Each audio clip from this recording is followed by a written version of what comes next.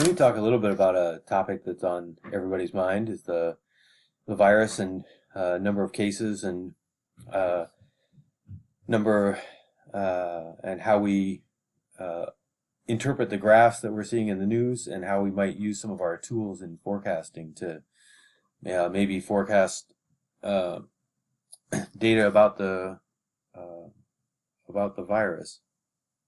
So this will have some lessons for how to read the news and some messages for how we do forecasting in class.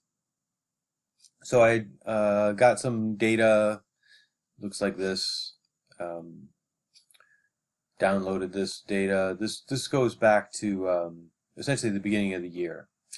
Uh, and it's got lots of different um, versions. There's total number of new cases per million, new deaths per million, and then total cases, meaning we just add up all the cases that have happened all together, or deaths, and can do that per million as well.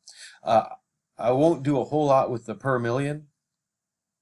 That's more relevant for if we're comparing countries or comparing states.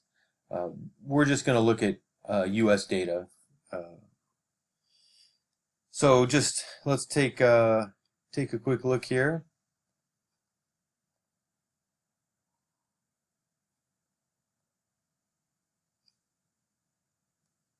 And there's new cases. So this actually I should need to update something here. I changed the sample, so let me go back to essentially the original sample. So going back to the beginning, and this is July 21st, so a few weeks ago, but not too long ago.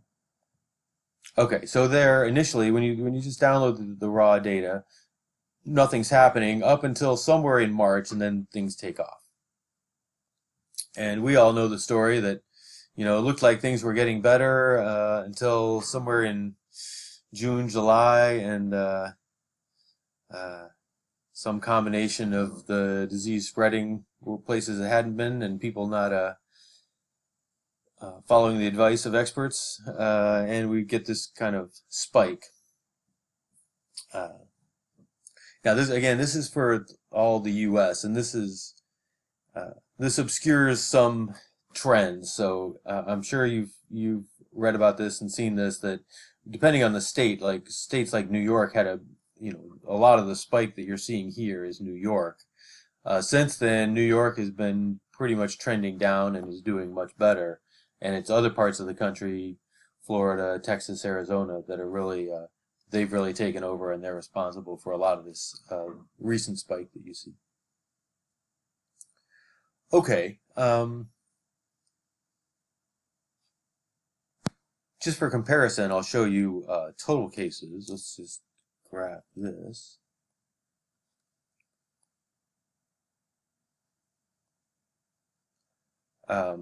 So, now this is something that's ever increasing, since there's always more and more cases. So if this is one of the reasons we look at new cases. It's a little easier to interpret this. This we have to kind of look at the growth rates to tell the story. Now, if we eventually get rid of the virus, it goes away completely, this graph would be flat. And the new cases would go down to 0. So in a way, this is like the first derivative. Something we do like to do with this, though, is take the log.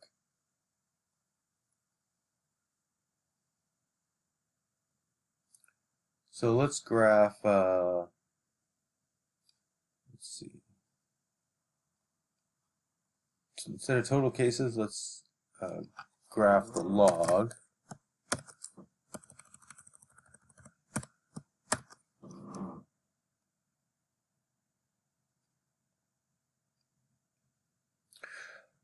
All right, so here's the log of total cases, and this is a little bit more suggestive.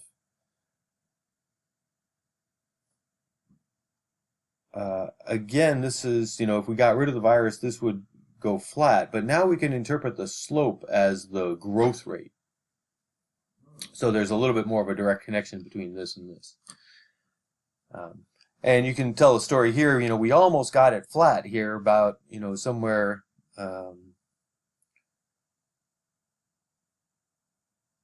somewhere in, see this doesn't, I guess that's February. Yeah. Well, I guess that was fairly early on. Um, but anyway, you see the big growth here in March, and it's been slowing since then. And I guess it is kind of hard to see, but it has started to, this slope is kind of moving up again, which is, again, it's hard to read, but you can look at the slope of this and show the story about the recent spike here. And this is the kind of thing you'll see on the news. You'll see graphs like this. Why are we focusing on Monaco here? So let's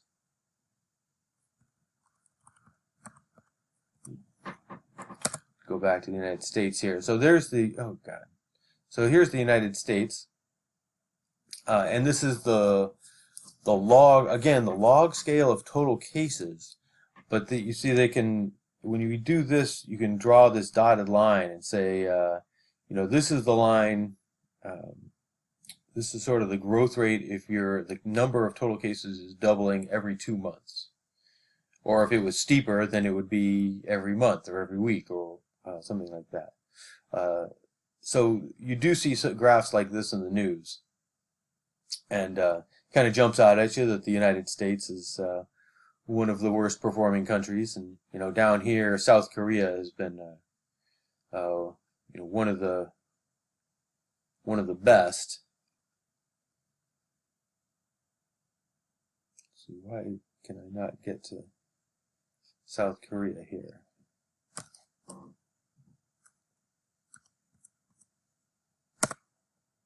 So they're almost flat. So they've almost gotten rid of. They have some new cases, but it's to a level that they can pretty much prevent any further outbreaks, at least so far. So, congratulations to South Korea, and I wish we were more like them. Okay, but back to this graph. Can we use some of our tools to forecast this data on new cases? Well, let's give it a shot. Be naive about this. I actually changed, Y is just so I wouldn't have to write new cases every time. Y is now my new cases. So let's do something, do what we know how to do. Let's run a regression on Y and a constant and a trend. Just a linear trend here. And see what the residuals look like. Now, unsurprisingly, this is a train wreck. This doesn't really help much at all. You can see down in the residuals, there's all kinds of still, trends still within the data. So not surprisingly, this has got this isn't following a line. So let's tell you what, let's just try it again with a quadratic trend.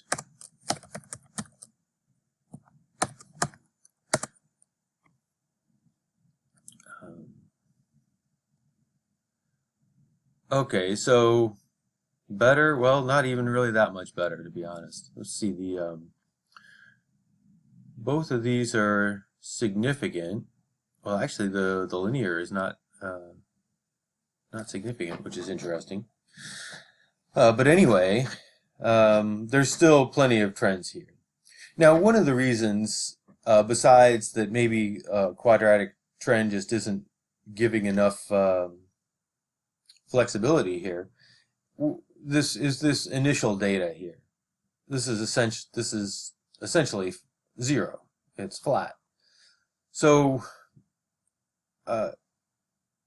you could definitely make a case that we should just get rid of that data, because the world, this was, before, let's see, when is this? Somewhere around March 18th, or say before March 15th, the world looked very different. So let's just run this estimation again. Let's say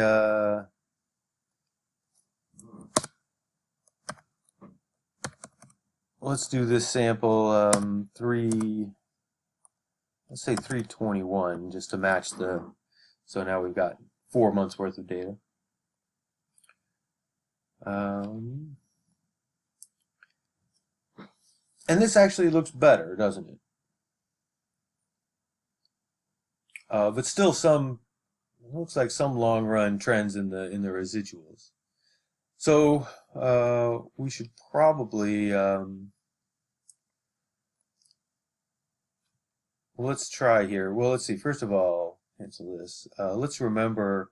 Well, let's take a look at some of our summary statistics here. Durbin-Watson statistic 0.36. That's pretty bad.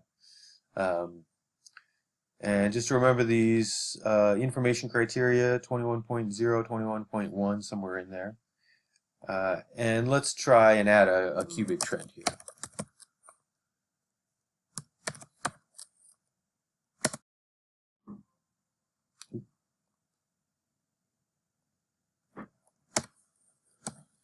Forgot my app.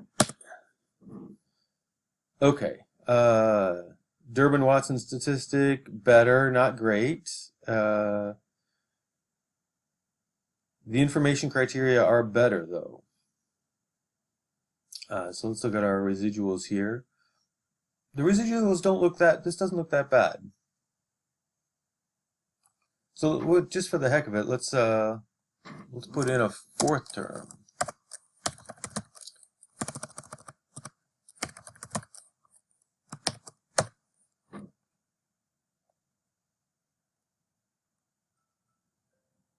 And actually, this is, we get a better Durbin-Watson. I think we get better information criteria, so maybe that's even better. So according to this, to really capture the long-term trends, we actually need a quartic in time polynomial in time to really get all this. And that's actually a little bit of a concern here. When you're doing something, when you have a polynomial that complicated. Let's go back here. One thing to worry about is how is this really going to be effective for forecasting? Because let's imagine I didn't have this last month or two of data and I just had something up to here. What would my what would the forecast be, and would it match this? Especially if I was only using that first 2 months of data. Because if I'm forecasting the next month or two, am I going to get something that is reasonable at all? So let tell you what, let's do the exercise imagining that we're back in May. So this, where we've been, so somewhere, let's just say May 21st for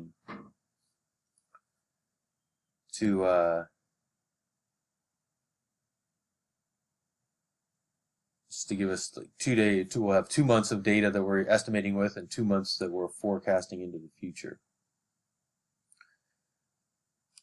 So tell you what, we're going to pretend that this is May 21st. And tell you what, let's go back, let's do this all again just to see what happens. So linear trend, still not as bad as before. Well, let's see. The Durbin-Watson. Let's check the Durbin-Watson statistic is not that great. So maybe we can do better here. So let's try and include the quadratic trend.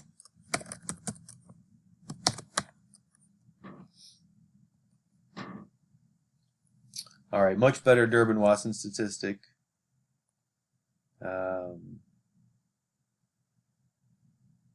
And we get some reasonable looking residuals.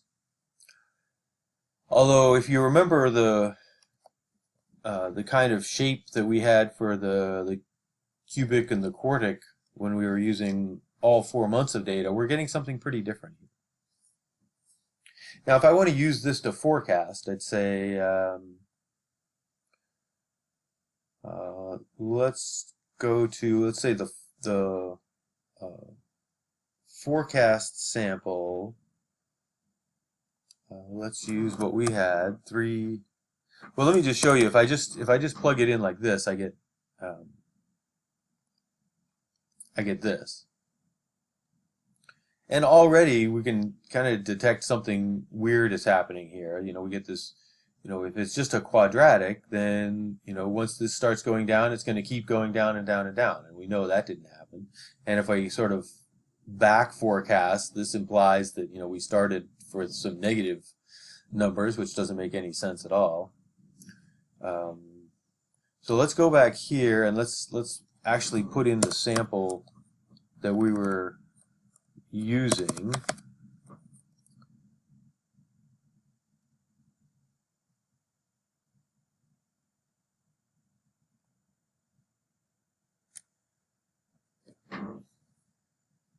And now just to compare, so the red line is the actual forecast that we're getting. You know, this is the, you know, up until May 21st, that's the fitted line, essentially the in-sample fitted line, and then the next 2 months are of the blue line are the actual forecast. Now, to really compare that with what actually happened, let's graph the forecast is this YF, and the actual number of new cases is Y, and let's see how they compare. Okay, well, this is a problem, isn't it? You can kind of, you know, you can see what's happening initially here. But here's our in-sample regression that looks like it fits the data pretty well, but then out of sample, this is a disaster. And the, you know, cases are, you know, going to 0, going negative, when in fact we had this recent spike. And actually, this is not too far from what the federal government, somebody, I forget exactly who it was, actually published something that looked like this. I actually think he was using a cubic but also using the original data, but got something similar. And so in the middle of May, he was saying, oh, you know, look at my forecast, we're going to go to 0. Which, you know, anybody with any knowledge of the situation thought that was ridiculous, and they were right. Okay, so let's just for comparison, let's go back here and do the same exercise with the cubic, because, you know, with the full sample, adding something definitely helped. Let's see here.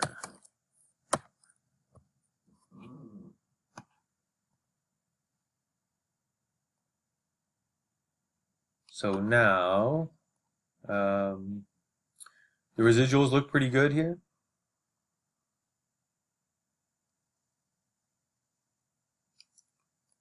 The Durbin-Watson statistic is very good. The information criteria look pretty good. I think compared to the last one, I think that's a little better. But let's do our same exercise here. Again, let's go 3.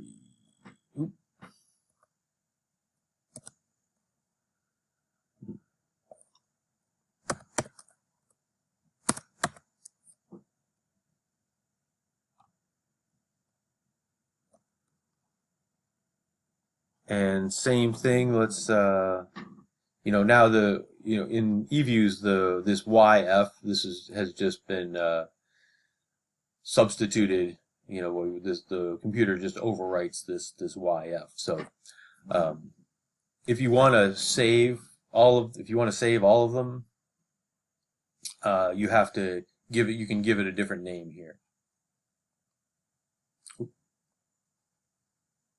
Um, yeah, I probably did that. So anyway, let's play the same game. We'll graph y and let's see YF and Y and see what it looks like here. Um,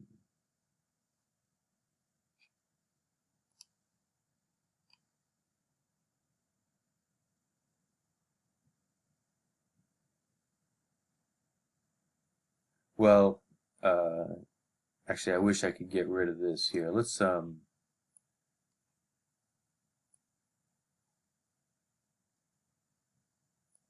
I think I just need to change. Let's just change the sample here. 321. And now let's make the graph.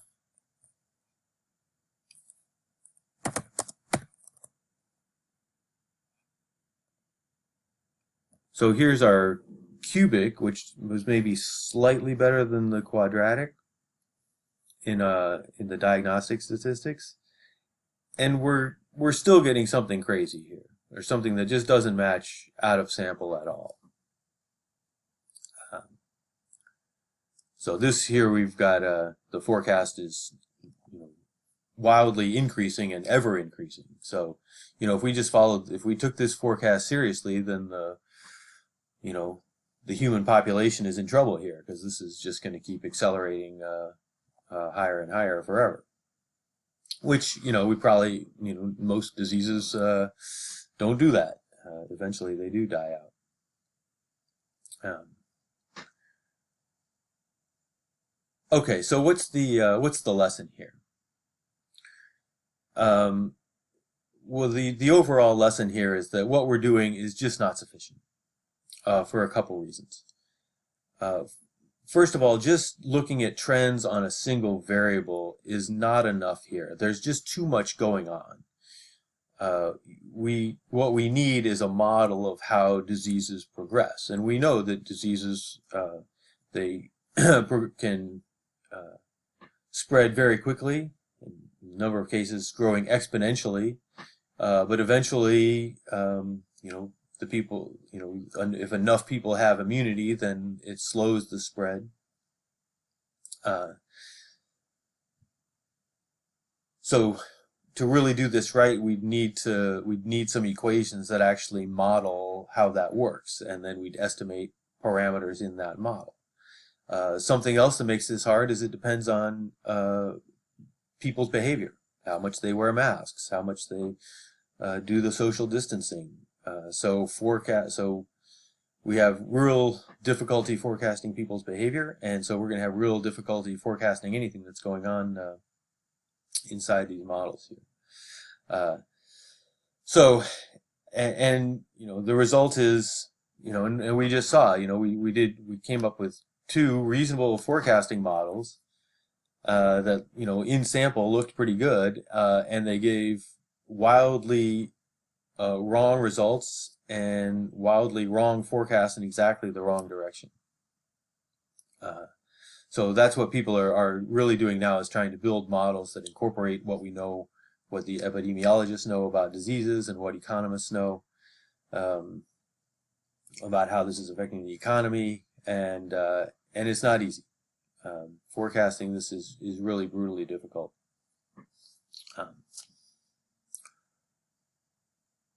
So when we do our single variable models with a deterministic trend like we're doing, we should keep this in mind and be very careful.